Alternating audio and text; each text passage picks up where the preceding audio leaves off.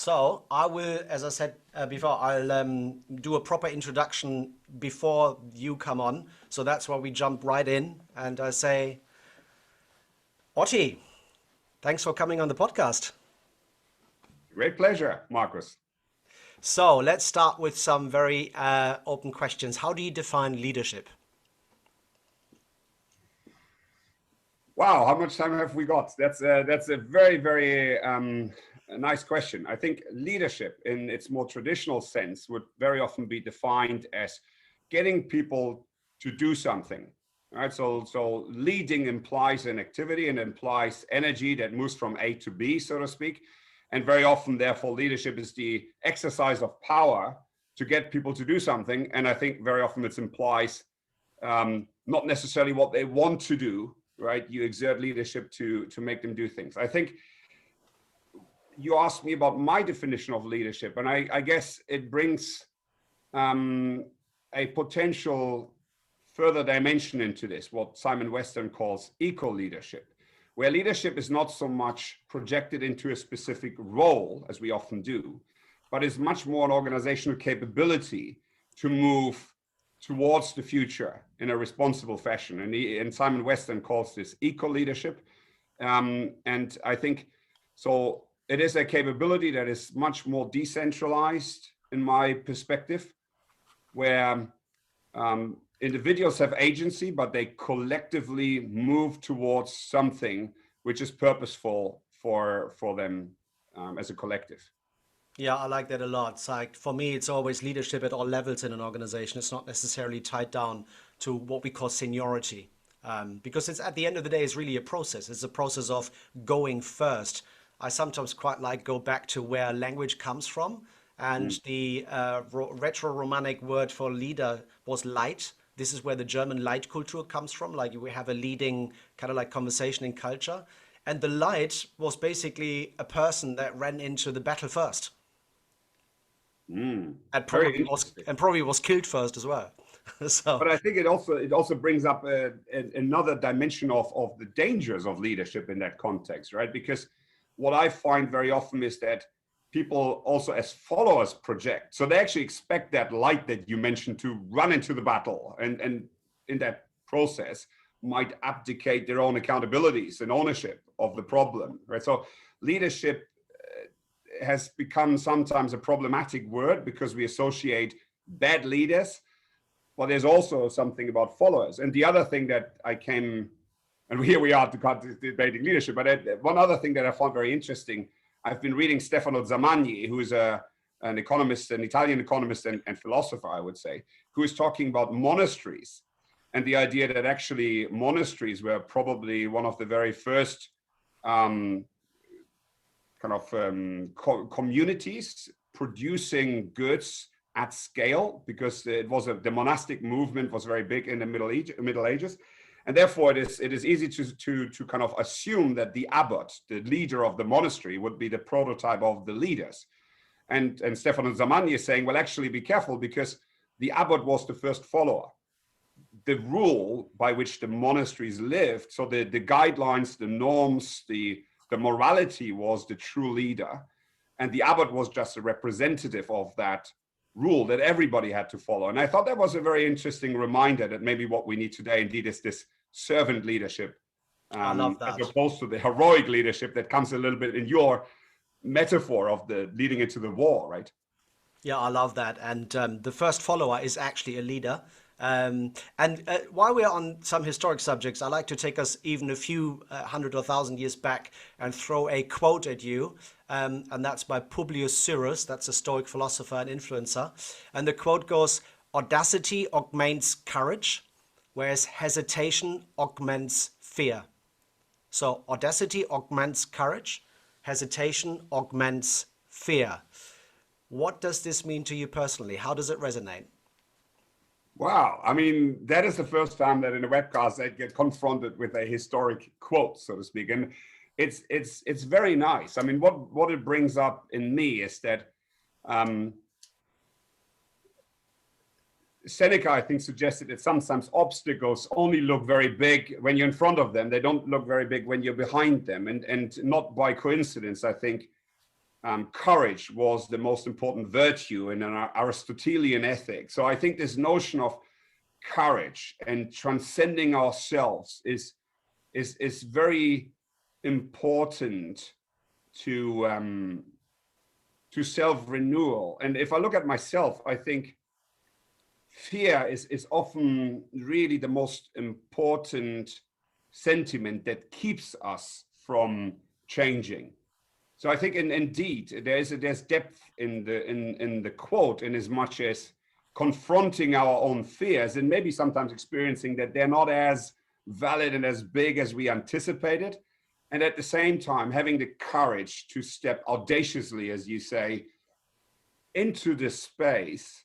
And I would even say, talking about leadership, in becoming the change, in being, showing up differently, more vulnerable or more virtuous, so to speak, is very often what leadership development is all about. Yeah. And let's talk a little bit more about your personal experience with leading change in your own life. What would be, or what was a really profound transition or change that you made in your life, where now looking back on it, you think like, well, gosh, that was actually a big deal. As you said, it was quite nice. When you look back, it all obviously seems clear and obvious what was to be done. But tell us a little bit about maybe one or two situations in your life where you led audacious change at the level of self. Again, I think a very interesting question. And now I want to frame this first, because in my experience, change is not linear. And what I've experienced is that there were long periods without any true development, and then there were sudden crises which really shaped. And I think if you read Joseph Campbell and The Hero's Journey, he suggests that the learning is in the abyss, right? The learning is at the edge of our comfort zone. So you can test yourself whether you're truly learning by kind of stepping on the balcony and looking at your own sentiment, right? Are you uncomfortable? Then yeah, you're probably, whilst it might not feel good, but you might be in the right space, right? So there are, and if I look at my life, there are many small things that accumulate, and I guess most are related to letting go of the role that you think you have, and in that acception of the role that you're in, also the necessity to find approval as person who is in a certain role. So to a degree, letting go of your own ego, and that's a bit conceptual. But to give you an example, I think most of my life I've been trained to be the person in the room who had the nicest PowerPoint slides, right? And was the cleverest person and could answer all the questions and had everything under control. And in my kind of later years, I found that is A, very, very difficult. B, it is not necessarily conducive to creating strong and quality relationships around you. And free, in the context of the environments that we're in, it also leads you to constantly miss things which are not inside your focus in view. And also, and I think we just said it before we came onto this call, it creates a lot of anxiety in you. You always kind of need to perform to some expectations that you haven't examined. And in this case, in this sense, I think the notion that an unexamined worth life is not worth living is something that at some stage knocks at your ego's door, so to speak. So it's not all just performing to expectations and being in that role and being seen as good. And letting go of that was something that I found very difficult. And I think I found, however, that when I started to not, in the last few years of my career, I was always saying the only job I have is to make coffee, right? It's really to delegate away my authority, the decision-making power that is was in my mandate, to circles of self-managing teams around me. And I found that to be liberating and be a lot more effective in terms of actually creating sustainable progress than me trying to be in the center and holding things up. But again, to your earlier question, I think that there have been a number of crises where I tried to push very hard with what I knew, controlling and managing others and holding myself accountable, probably more than anyone else, and failed. And I think that failure was what ultimately triggered the willingness to try something else and experiment. As we say, when you talk about coaching, that this transitional space to shift your mind requires, to a degree, an escalation of discontent. So you're not happy with what you're achieving, or you're not happy with the ways you're working. It requires some understanding as to the different possibilities in the way that you are and the way that you behave. And for me, this came through coaching, I have to say. And then lastly, a willingness to try out different things. So all these three conditions have to be there. And in my personal journey, I see that very, very clearly.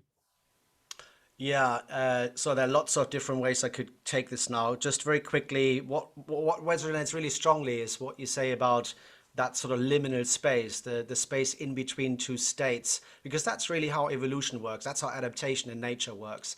Then secondly, I'd definitely like to dive deeper into the sense and respond versus command and control, or predict and control, that you mentioned. Especially, I'm quite keen to get some stories from your experience at ING. And first, I'd like to now dive into the season topic, moving through resistance. And I'd like to frame this a little bit first. So where am I coming from? I thought the last season was about wholeness, and wholeness is a brilliant process, and I love it. And when I reflected back onto all the wonderful episodes with my guests, it sounded all very it's just very positive, and I do know that wholeness just triggers people, right? It just triggers actually resistance in people because they don't want to look into their dark side. They don't want to do the shadow work. So I kind of like thought, yeah, okay, I want to do resistance. And then a friend of mine said, no, you can't have a season topic that's negative. That's just not you. And I thought, okay. and then I have a book, which is basically at the bottom of my stairs to go upstairs, and it's from Ryan Holiday. Ryan Holiday is a contemporary Stoic philosopher, an amazing book author, and the book is called "The Obstacle is the Way." And I thought, yeah, exactly. You have to go through like your struggles. You can't get around them. You can't jump over them or bypass them left or right. You know, you have to actually, and I've been in psychotherapy for 10 years, so I know very much what it means to sit with your pain or your struggles, and then you have to actually move through them. So that's where I'm coming from. It's very much a process that starts at the level of self, and then you can scale this up to teams and to organizations, which is obviously what we will focus on here today in this episode as well. So that's a little bit of upfront framing. And with that said, moving through resistance, just how do these words resonate with you? What comes up, Otti? And I love the depth of reflection that clearly you have made to get to this notion. And it also, I think, comes through in the quote that you chose earlier. And I think what it brings up for me is almost, and we talked about this in our pre-call, about there's this expression about holding the trouble, right? And it is holding the good trouble, because that trouble, like you say, is what allows you to grow and learn. And I also really, your expression of the liminal conversation resonates with me very, very strongly. And I sometimes feel that we as a society, or especially male leaders, I have to say, very often are somewhere stuck in this not yet gone, not yet here. Right? So there's this rite of passage, which anthropologically speaking, like an ancient civilization, was fostered through the elders in the community who helped the young adolescents, so to speak, to become fruitful members of the group. And to a degree, I think we have lost this. And hence, I think for our conversation here, indeed, I would almost suggest that our focus is almost on the exploration of the resistance and what it means from a even psychodynamic lens, right, under the iceberg, more than the act of moving through it. Because we are all trained in being very quick in the action and the implementation and jumping to conclusions. We are not as well trained at sticking to the trouble and actually just seeing what it means without judgment. And I think this is what in coaching we often call kind of being in the present, right? And just holding the moment. And I think that is an important capability, certainly for leaders. And let's explore together, also with your experience, how this could play out in an organizational setting. So very curious. Yeah, so let's just broaden this up and just start with this question. So what do organizations resist? What are the common patterns, and what have you noticed the most often? I think that is a question that would probably require some framing almost. If we are talking about change management in particular, that's where my expertise mostly resides. So trying to get an organization, very often complex, very often big, to move from where it is to somewhere else, right? And I think in that context, there are, and I haven't thought about how to cluster it, but I think there's a few things that come up to mind, right? So very often the organizational structure changes. So that implies potentially a fear of the unknown in terms of where will I be in the future organization? What does it mean to my role?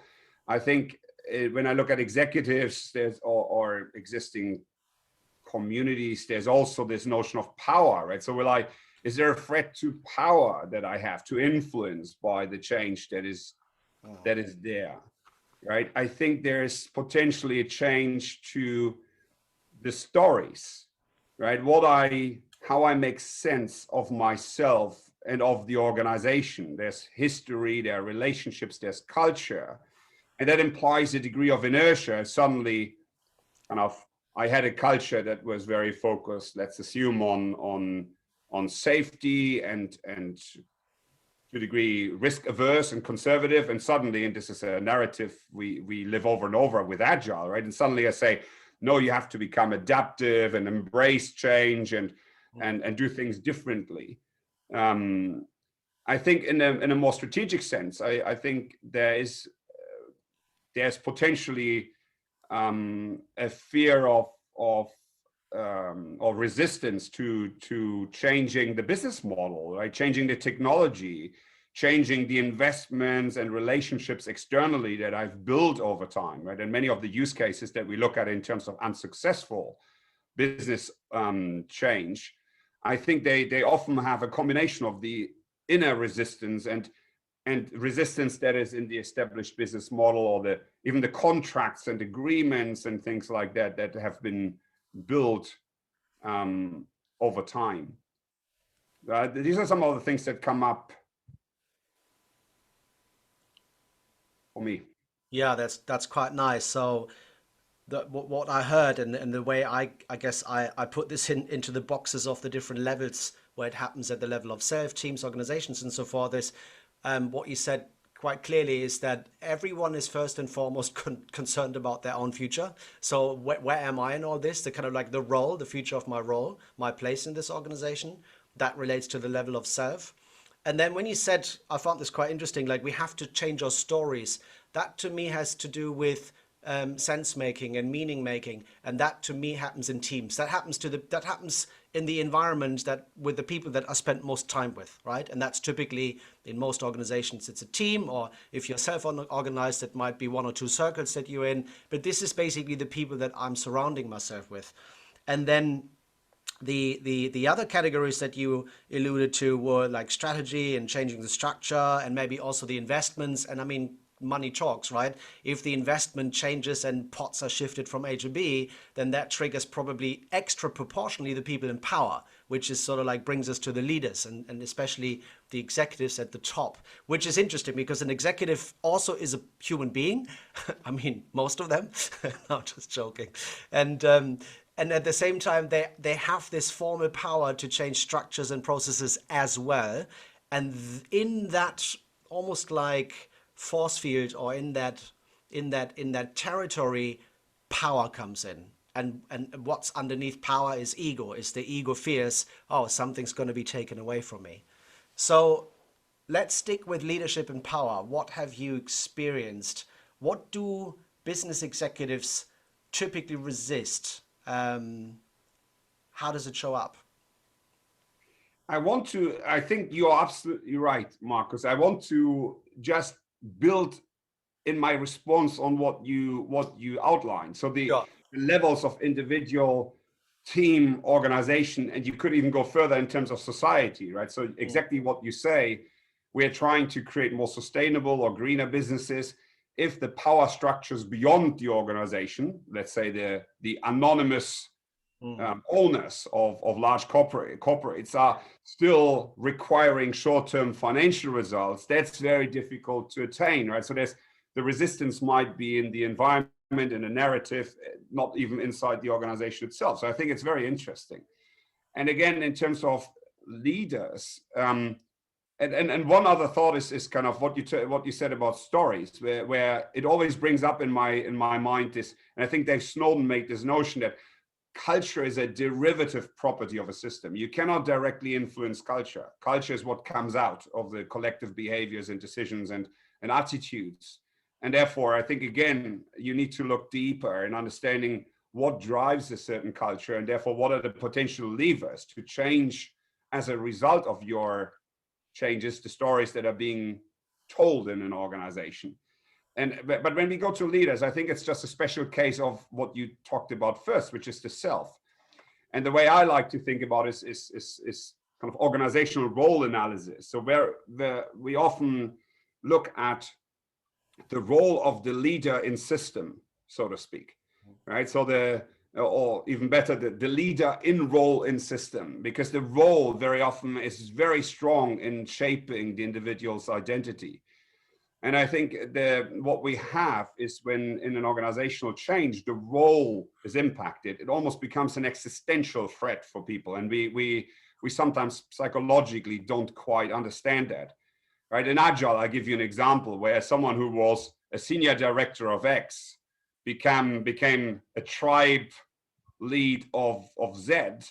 That was a hard conversation to sustain with the neighbors, because whilst executive director meant something, tribe lead of something else didn't really. So there was a role inside the organization, but there was also the connotation of the status of the role outside, right? So, and I think what I see typically in leadership journeys, I'm almost framing it as 3 different lives, and it resonates with what you said at the beginning. The first life is becoming very effective and successful within the role, within the institution. And we almost become the role, we become the institution. We're taking accountability for the institution, identify with that, which is why if we are being made redundant or lose that role, being so emotionally invested, having so much emotional capital in our roles, it's becoming so tragic and traumatic. And every happiness survey tells us that, right? The second life of a leader is when you're starting to let that go and your identity becomes disconnected from the institution, which brings you into exactly that liminal stage that you described, where you're looking for broader conversations, for broader viewpoints, for broader interinstitutional truth, right? And for me, the third life of a leader is where you are finding some of that truth and as a servant leader, stepping into that space and saying, I am the system, and therefore, through my stance inside the system, I will try to take accountability for the whole, including myself. And that is a moral, I think, stance. And if we look at the resistance, I think it is mostly in that first life of a leader. If I'm invested in my role, which might imply authority and power over people and over budgets and so on, any threat to that I will take at an almost existential fear level, as you suggested earlier, right? But I think there are also other, if you look at what is driving humans, right, human nature, so to speak, we have all very similar basic needs in terms of self-esteem, our sense of belonging, a sense of direction, and a sense of mastery and competency and so on, right? So you could envisage, and this is what I was doing when I was designing change programs initially, I would look at how the changes would potentially have implications for all these different basic needs. Sense of belonging, where communities being destroyed, so people dislocated, right? Competency, would we potentially let go of relevant expertise that the business needed, or were the individuals potentially deprived of competencies they need in the new function, especially in this context of future of work, right? The sense of direction. So were we communicating strong enough and providing clear direction and purpose and reason for what was happening, etc. So you can go through each of these different areas. And I think one other thing that people often forget is fairness. One of the most important drivers at an organizational level is fairness. So if we are changing, is it fair? Am I being treated in the same kind of equity way as others in my position? Right? Are the selection processes fair? Is what people are doing to me fair? And that is, again, it is very, very strong. The transformation is, people might say it's a lot about technology, but in my experience, it's 70-20-10. It's 70% about people, 20% process, and only 10% is technology, right? And we need to get this order right if we want to create conditions for people to change. And again, important, and here I close, so to speak, that important to consider, we cannot empower others, full stop. People choose to be empowered. So as leaders, we're creating conditions for change or flourishing to occur. I would contend that we are actually, in a sustainable fashion at least, over a longer period of time, driving others to do things. Yeah, wow, there's a lot in there. Let me unpack a few things. This is all brilliant. So the last thing you said, I think is really important, and I think a lot of people get that right, this empowerment thing. I fully agree with you. Leaders create the conditions in which other people choose to be empowered. And the reason why that is really important and almost like the only way it can work is because we have no idea of the battles that those people fight inside their own heads and inside their own bodies. We just don't know. Everyone is fighting a battle we know nothing about. And that's why it's actually quite patronizing to say, "Oh, I empower you." Because unless we live with them, I mean, you know, since lockdown, I've lived with my girlfriend 24/7. Yeah, I have a very, very good understanding of who she is and what she wants and so forth, and still she needs to choose to be empowered. And then you have a business leader, and you know, some business leaders see their, you know, so-called direct reports maybe once or twice a month in a meaningful way, so you haven't got a clue actually what's going on. So I wanted to unpick that. I fully echo that. And then I'd like to go back to the 3 lives, because you said something that really made me think, and let me just sort of like play this back by way of making sure I understand you correctly, because it probably has some profound implications, what you say. So you say, first, you are becoming effective in your role. So you're kind of like really copying and pasting, adapting what you've been given by the elders. You mentioned the ancestors. So there's that kind of like, okay, how does it actually work? How do I function in the system? How do I become effective? And then you transcend into your second life, where you let go, where you basically disassociate, probably become a bit sort of like an internal rebel, where you're challenging the norms. And then moving to the third life, you become part of the system from more like from within, the servant leadership, like I am the system. And I'm very mindful. And so I was thinking, given what I observe in many organizations, do a lot of people never make the transition from the first to the second life? I mean, Mark, it's a brilliant question, and one that I'm troubled by, honestly, because of course, if we're investing in what we call vertical development, which is to move through these developmental stages, and there are many different, I'm using the 3 lives of a leader because I just find it more kind of easier and a bit more pragmatic, but there are lots of frameworks from Keegan to Bill Torbert to Richard Barrett and Kohlberg and so on and so on, right?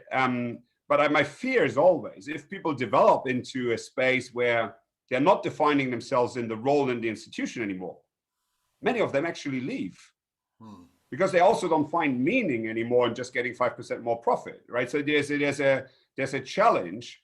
And one book that comes to mind is John King's Tribal Leadership, right? If you move to a level 4 and 5 of the organizational maturity scale, so to speak, indeed, it becomes very difficult. And to your question, so I'm almost saying we need to be careful to move everybody there, because if there's a discrepancy then between the maturity of the individual and the maturity of the organization, they might just jump ship. But we don't always and don't often have that problem, because what people would suggest, and again, different statistics, but about 85% of people are in that reactive mind frame of the first life. So indeed, to your point, and again, I think these statistics are meaningless, but let's say 1 out of 10 only ever comes to full maturity in terms of leadership development.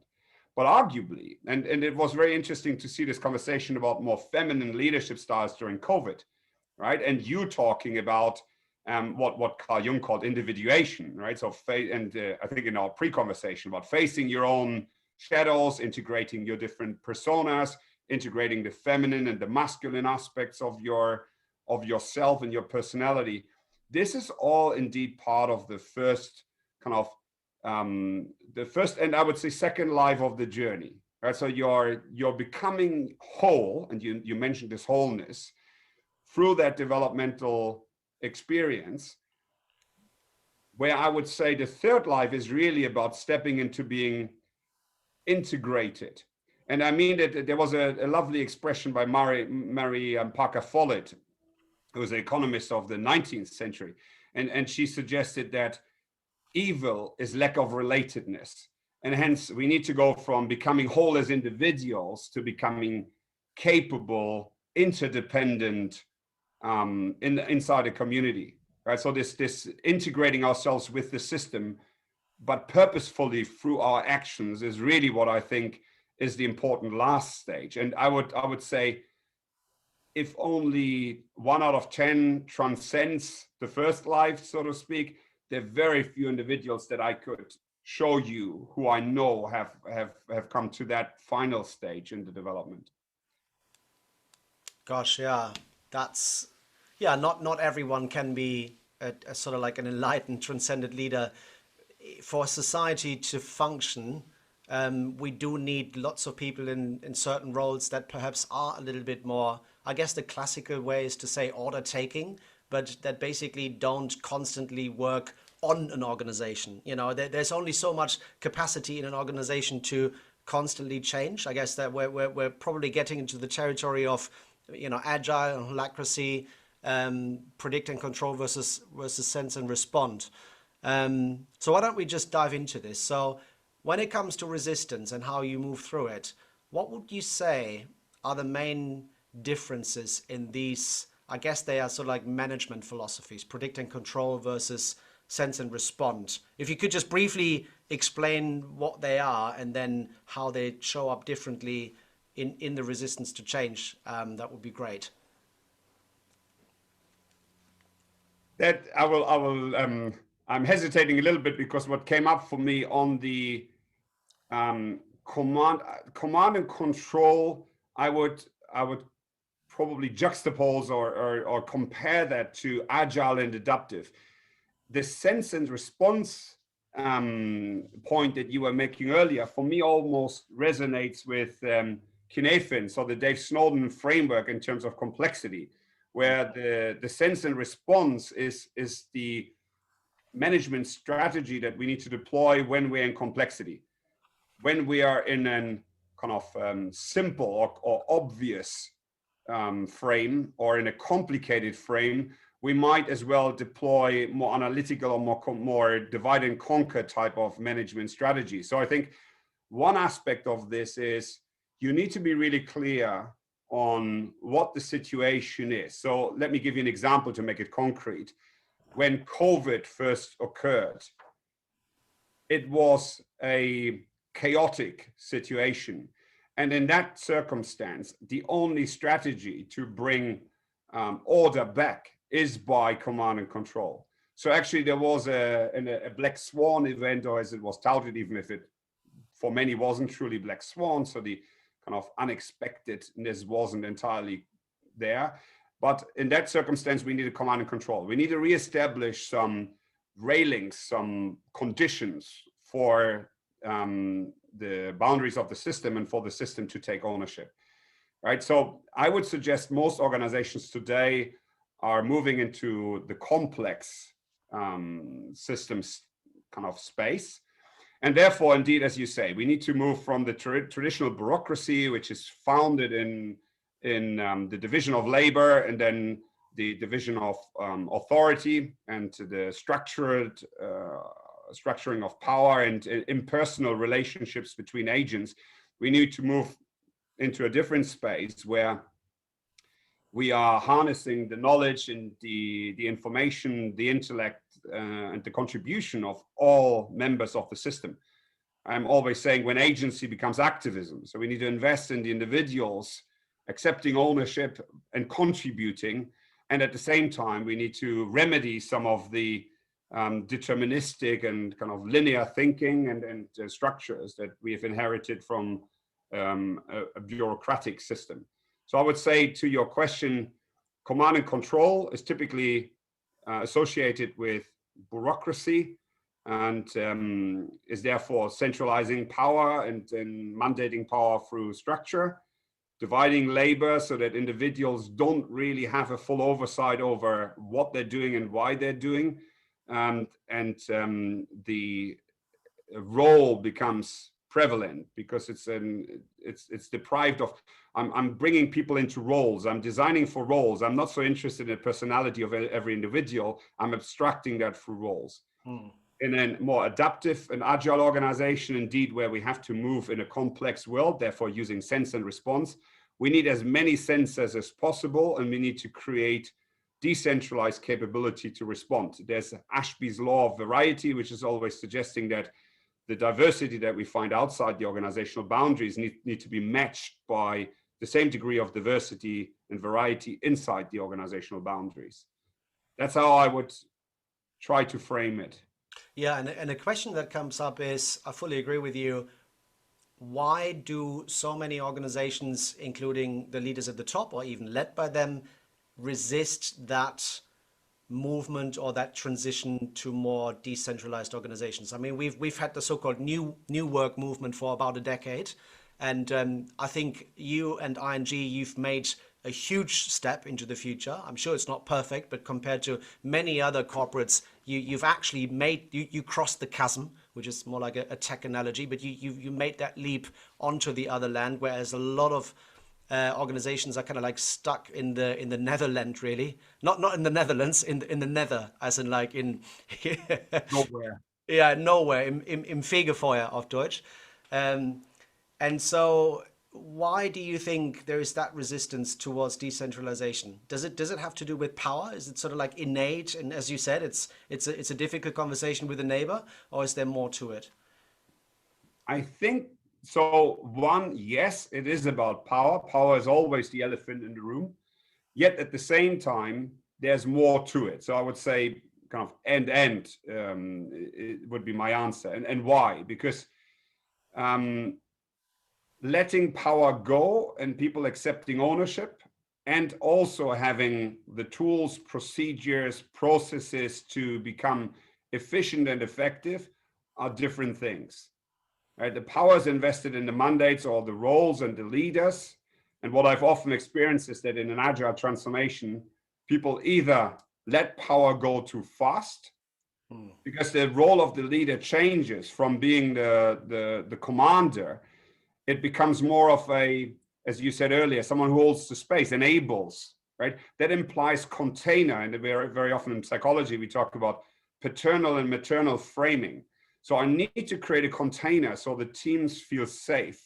And that container might imply certain procedures, right? Example, if in a contact center, I'm building out holacracy and I say, well, for example, your holiday scheduling, or even when you come to work, you're going to sort it out yourselves. And there's no process. I can tell you on day one, chaos will abound. All right, so you need to, what I'm always saying is the leaders from an old world towards the new world need to become the architects, the ecologists of the system, who can create a pathway of holding where the parental framing, so the structural framing or the procedures and norms and so on, are always adapted to the agency that resides inside the organization or the teams. And agency in regards to being autonomous in the way that they do it, and at the same time being able to dialogue. And both of these aspects are immensely relevant. And let me just give you a few examples. So from a structural perspective, right? So we say bureaucracy doesn't work, we want to decentralize power. Well, it's not so easy. And frankly, we've found lots of non-hierarchical organizations that are also toxic because the rules are not clear. And there's some interesting work by Amy Edmondson, who's very famous for the psychological safety, but she actually wrote a piece on self-managing organizations, where she's suggesting you need to have very clear, transparent rules around the distribution of power. You cannot just say, let power go. You need to actually find ways. And you mentioned holacracy and sociocracy and so on. And of course, that would be part of those patterns as an example. But structure also implies, I don't have a hierarchy, what do I do now? Right, so we're talking about circles or mesh networks of teams, or higher has random hierarchies or micro enterprises.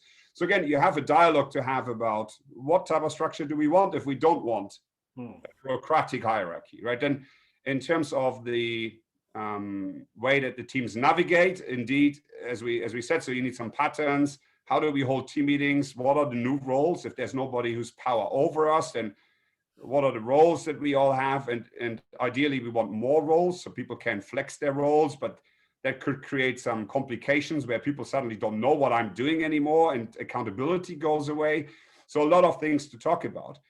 And then at the softer side, I think people being able to contribute requires a degree of agency. And what we always say is that in deliberately developmental organizations, we need to invest in enabling people to attain that agency. It's not so easy because we're actually all trained, like you said earlier. I think you used the word order takers, right? If we are trained to just take orders and then suddenly finding ourselves to be requested to show agency and become our own CEO, that's a big step at an individual level and then at team level. Because again, what we always say in Agile is you need to balance autonomy and alignment, because what you also don't want is you don't want to lose efficiency and scale, right? You don't want every single team, as we always jokingly say, to go off on a new whatever system delivery and eventually opening a pizzeria, right? Because they've just gone completely off track, had a good idea, changed the backlog and did something else, right? Because they're very often interdependent with lots of other teams doing things that are correlated, right? So there are a lot of these aspects that we need to consider. So to your point, why is there resistance? Well, actually, I would say, one, the power aspect. Two, building an effective self-managed organization is not simple. Leadership becomes a lot more difficult, in my experience, and also requires time, right? And we can go back to, I think it was Kotter's reasons why transformations fail. And one was because people declare victory too early. And that certainly is the case in this type of transformation. I would suggest you need to invest 3 to 5 years if you have a larger complex organization to really attain that degree of maturity where power is decentralized and teams are fully self-managing. And that's not easy, especially if you have to consider that your productivity and results will probably drop first before they go up. Yeah, I'd like to linger on this whole notion of self-management in this time and day a little bit. And I'd like to come at it from a slightly sort of like, I'd just like to step back first and talk about the innovator's dilemma, which is something that I've encountered many, many times in my life, in my career, which is fascinating because we often associate change, like resistance to change, with people that are a bit left behind. Oh, you know, maybe I'm quite static. Maybe I don't like to sort of like move forward in life, but it actually happens to the most innovative companies on earth. And when I worked at Telefonica and designed a global leadership program around change, we really took to the Kodak case study. And we had this kind of like slogan, like, what do we need to do in order to avoid becoming the next Kodak? Because we looked at a sort of like a top 500 leadership keynote speech that was given at Kodak about 1.5 years before they went bankrupt. And you wouldn't have a clue that this company was basically on the brink of failure, given the whole tonality and the energy and all that sort of like, you know, classic gung-ho, come on, let's do this, blah, blah, blah. And so the innovator's dilemma is fascinating for me because when you fall behind the curve, even though you were a pioneer and early adopter, you now need to accelerate. You need to actually really ask yourself the question, okay, how can we get in front of the curve? And then the counterintuitive step that's required before that is to actually slow down. And I think is what you mentioned earlier. This is complex. We don't know why we are here. Why the hell are we in this situation? We were the number one in this industry. So you have to do some real reflection on the balcony on many, many levels. And then you then finally start to move forward and you want to overcome all of that or move through your resistance, your challenges, clear the roadblocks. And then that corporate immune system kicks in as if it wants to be stuck, as if it wants to fail, even though it should clearly, you mentioned stories earlier, it should clearly remember the hero stories, the legendary stories that were crafted in the early days when you were the pioneer of something. So to cut a long story short, with companies in the innovator's dilemma, coming back now to self-managing or self-organized teams or organizations, what is the business case to say, when you are stuck in that situation, even though it sounds even more scary, but now is the perfect time to actually shift gear, get out of the command and control or predict and control, because you clearly are not fixing this. You're sort of like getting behind every quarter, every year, and actually devolve the authority, the meaning making to the people that know best, which is the people in your teams and not the people at the top. Again, a very interesting question, and I'm almost thinking there are a number of different perspectives maybe that we could explore, right? But when you said innovator's dilemma, I was thinking about what I've experienced, which is almost like the innovator's paradox, which is when you would need to invest in innovation, you actually feel least the desire and need to do so because things are going so well, right? So how do you build a platform for change when everything is, there's blue skies and the sun is shining and the world is wonderful? What I found intriguing, and you mentioned Kodak, is contrary to popular belief, Kodak saw it absolutely coming, right? They invented, I think, the first digital camera. They knew, they were monitoring the market for digital camera adoption. But to your point on business case, I mean, I think the cost for a single photo were at some stage about 60 cents a photo. And with digital reproduction, I mean, if you go on Instagram, your photo being embedded in your phone is like kind of a tenth of a cent or so, right? So there was really no, I think, not having been there, I think there was no business case, to your point, to make it work, to transition from the old to the new. So in that case, it's almost like you need to be ready, to your point about audacious courage, to throw your whole business model away. Because there was a lot of investments in technology to produce film at the time. And I think if we look at some of the other companies like Fuji, who managed to kind of weather the storm of the digitization, they only did so by diversifying into other products. And I think it was photocopiers or photocopying technology or something like that. And I must admit, it's a long time that I was in the business school to look at the cases. But so what I'm observing is, to your question, what we tried was, which I think Alex Osterwald, I think, talks about ambidextrous organizations. So you're trying to create organizations that kind of exploit the existing and explore the new at the same time. What I found sometimes useful is to really create separation between these two parts. There needs to be some correlation so that you can introduce innovation into your existing business model if that is wanted. But there needs to be the ability also to completely disconnect and create separate islands of people not invested in the old, so to speak, to explore the new. We also, in ING, for example, we have an investment fund, right, where we are investing in interesting startup companies and sometimes spinning off our own or creating spin-offs together with others to make sure that we are in our adjacent ecosystem, at least, constantly drive inside out, outside in innovation as much as potential kind of business model innovation. And of course, ING has been very famous in the banking sector for its attempt to create a banking platform. So a true open ecosystem where ultimately, collectively, the ecosystem would cater to all the financial needs of the customers. But I think that, as you say, I mean, just imagine, right? So you and I have a business, and on the horizon, it's pretty clear that our business model will cease to exist. Right? So the energy required, but also the mindset shift required to kind of be willing to throw that away and create something completely new is outstanding. And you almost might ask the question, is it not better if this company goes down?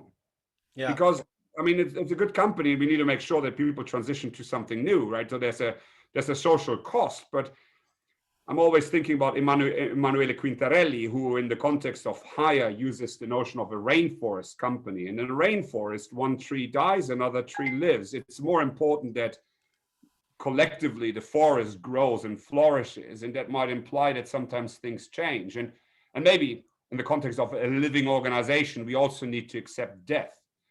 Right? That might not be always the right thing to do, but I'm just thinking about audacious courage. Maybe it's also letting it go to let something else come.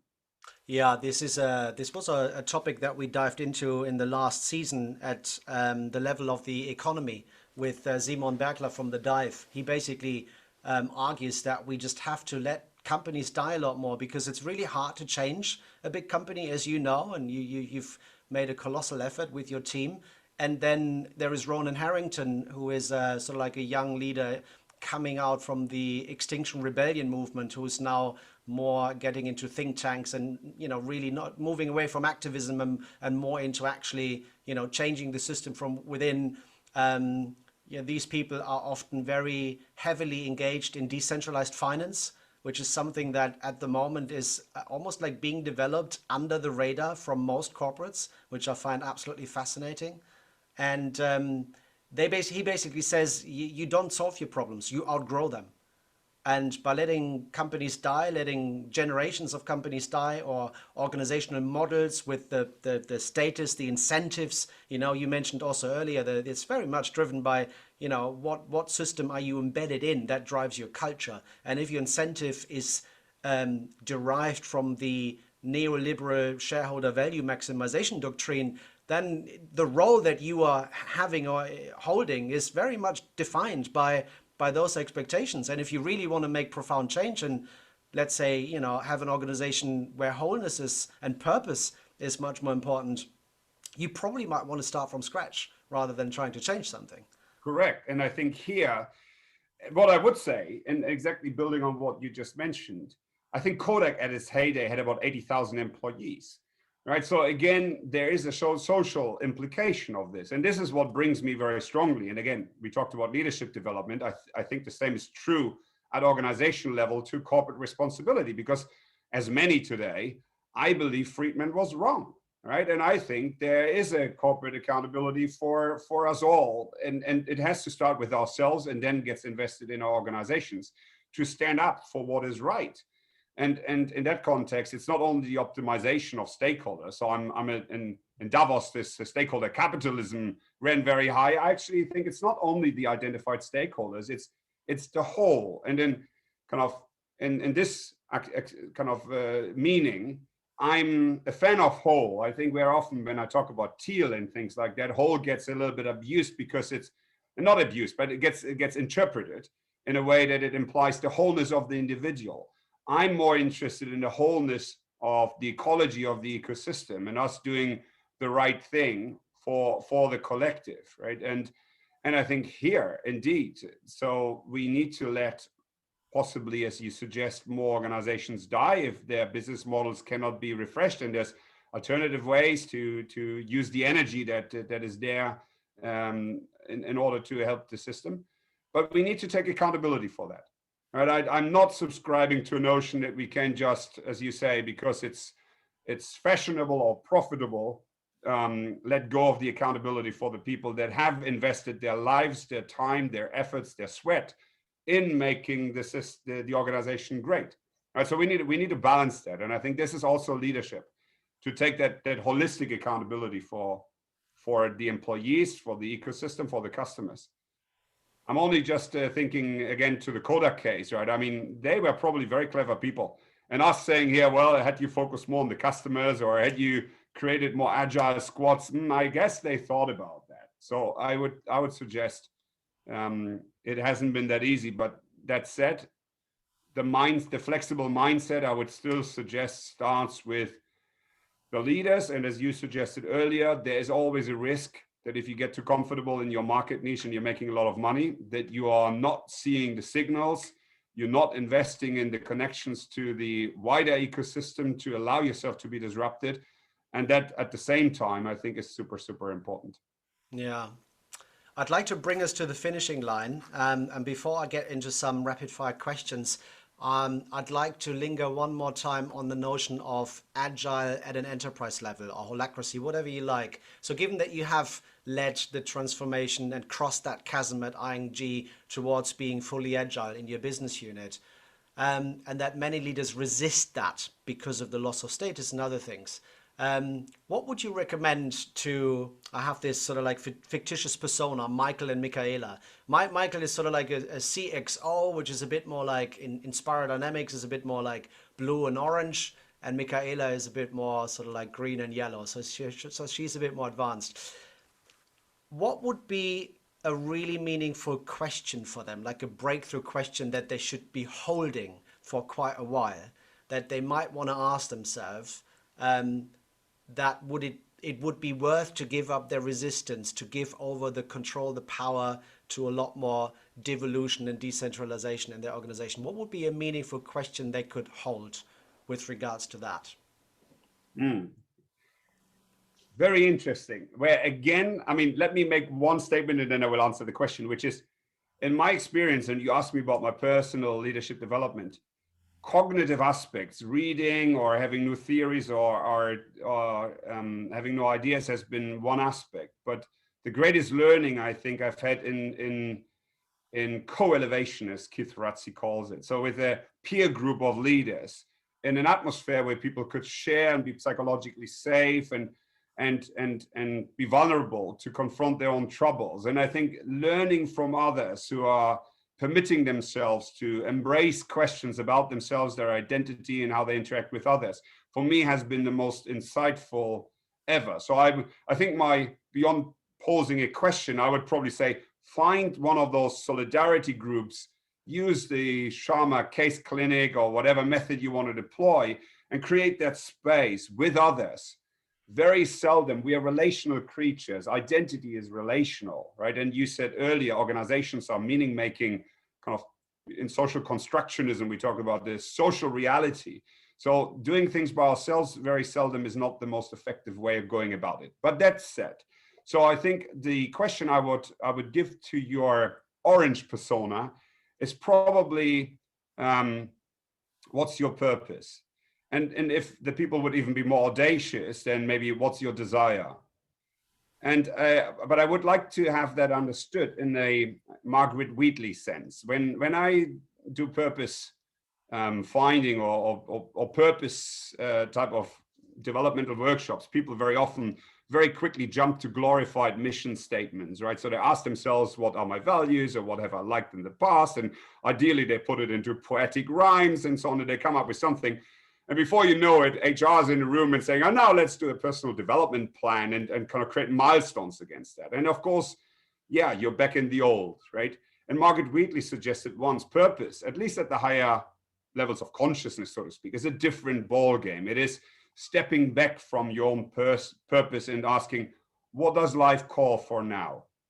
In my constellation, with my resources, with the people that I'm connected to, with the organization that I'm in, what does life call for now? What can I contribute? So the purpose is not about me becoming better, nicer, more important, or whatever, but it's about letting go and letting come, right? And I think that is a very interesting question. If that doesn't work because the person is still too orange, go back to the Stephen Covey exercise of sitting in a room with a candle and asking yourself what people want to say at your funeral, right? So that might then bring that message home because we're a little bit earlier in the developmental process. And I think for your green towards teal person, here I would challenge that very often these people, I don't want to say, such people, and I count myself in that a little bit, always talk the right talk. but they don't necessarily step into the action. So here I would probably focus on what would you do if you were not afraid tomorrow, right? What would be the actual thing, given on that you're convinced about green and teal, so to speak, what would be the thing that you tomorrow can do? And again, if the ideas don't come fast, I would recommend Gary Hamel's and Michele Zanini's Humanocracy and look at some of the examples of driving horizontal change within your mandate, right? So you don't need to knock at your boss's door immediately. Create small steps and build on those. And again, what my experience is, if you do that wholeheartedly and selflessly, and people understand it's not about your career, but about the good for all, you will normally find lots of followers who will quickly come on board, because again, you cannot do anything by yourself. You need to act through interrelationships. And the lesson learned for me in an agile system is the quality of the relationships is as important as outcomes. And that is a message that many people hear, but don't live.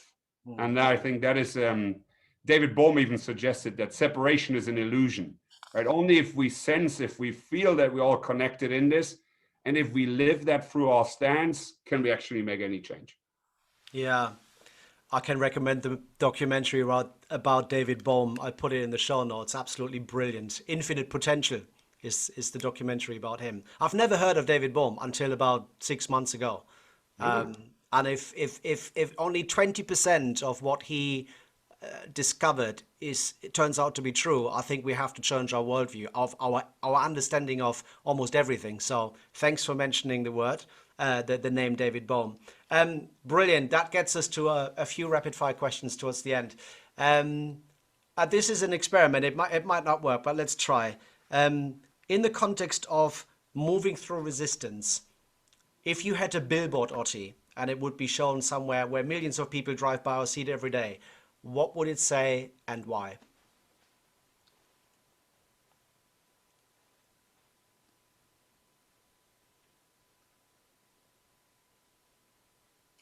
What would it say and why?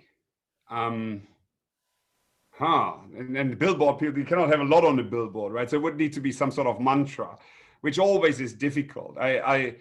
I loved Ben Zander. I was always talking about there's a difference between motivation and transformation. You can easily motivate people. They get a lot of energy, but they will have forgotten it in 2 days. Transformation is different. You're on your way home 5 days later and suddenly something makes click, a story, a metaphor, something, and you change the way you look at your life. And I'm not sure it's easy to attain that in a billboard setting. But one thing that Ben Zander suggested, so let's assume they're only leaders driving down that road seeing the billboard, he said the only true measure of leadership is shiny eyes, right? It's that human spark that gets enabled and activated where people flourish and develop and so on. So I think that might be an interesting one. I really like, on the other hand, so people talk about burning platforms versus platforms of passion, this notion of what would you do if you were not afraid? That is something that has resonated with me for a long, long time. And I really had to chew this over, I have to say. I love both. What was the first one? The only measure of true leadership is to shine? Shining eyes. Oh, so shining eyes. The spark in your eyes. The sparkle in your eyes. Got it. Okay. Yeah, and you mentioned this twice now. I really love this. What would you do if you were not afraid? I mean, that just brings us all the way back to leading audacious change and so forth. Love it. What question did you wish I had asked, but I didn't? None. I did not. I was wishing for what I would suggest is what happens when people honestly listen to each other and have dialogue, which is almost like going back to David Bohm. People almost become something new, something together, which transcends the individual. And learning is created, development is had in that space. So it's about, we are our relationships. And that is also true in a negative sense. Alfred Adler once suggested that all problems are relationship problems. And there's probably a lot of truth in that. So my hope was that we would learn from each other, hold the space for some dialogue and some generative dialogue, and that it would be interesting for our listeners. And I really hope that we attained that. So I'm very happy. Awesome. Me too. And then the last question kind of like links up this episode, which is moving through resistance at the level of the organization to the next one, which is at the level of, let's say, the economy or industry. So it's just broader. And we touched on that. And what do you wish I discuss or explore with my next interview guest at that level? Is there anything that you'd like me to ask her? I think it's a very, very, very important session, and I explain why. I've been going around for a while, and then who am I to kind of make this point? But I've been trying to talk about the fifth revolution, and in contraposition a little bit to this notion of the fourth industrial revolution. And kind of what we're talking about, third revolution was digital and computers, fourth revolution is AI and smart Internet of Things and smart devices and so on. And there's a lot of energy in that. My notion of the fifth revolution is really the requirement for humankind to stay ahead of technological change. And we need to, as humanity and organizations, we have to be very careful not to reify technology. I went to a discussion recently where someone suggested technology is our new strategy. No, that is not the new strategy, right? Humanity, the economy serves humanity, and technology serves us as humanity in expressing ourselves as humans. And hence, I think it is really important that we investigate and examine the dialogues that you said earlier, the societal dialogues, the market system that we've created around that, technology in this circumstance which accelerates and exacerbates potentially some of the logic that we have built into the system. All right, we talked about leadership, and indeed, just think about in the future maybe algorithms becoming the controllers who centrally manage people all around the system or the organization. And that is a dystopia. So I really feel very strongly that there is a necessity to connect the societal dialogue and societal change with the responsibility of the organization. How can I as an organization behave responsibly to support humanity and a civic society? And the individual, how can I as an individual within my various roles that I inhabit balance my engagement in such a way that I'm doing the very best to become the system? So question for her maybe from us two here would be, what's her view, if it was her, the responsibility of organizations in bringing out or bringing about a more sustainable and more responsible future? Which mitigates some of the terrible excesses and challenges that we're facing today, and which COVID certainly hasn't resolved, but only increased. Awesome. Thank you so much for the input. And gosh, we covered a lot of ground, Otti. That time definitely flew by very fast. I don't think I've ever written that many notes with many, many names that you mentioned.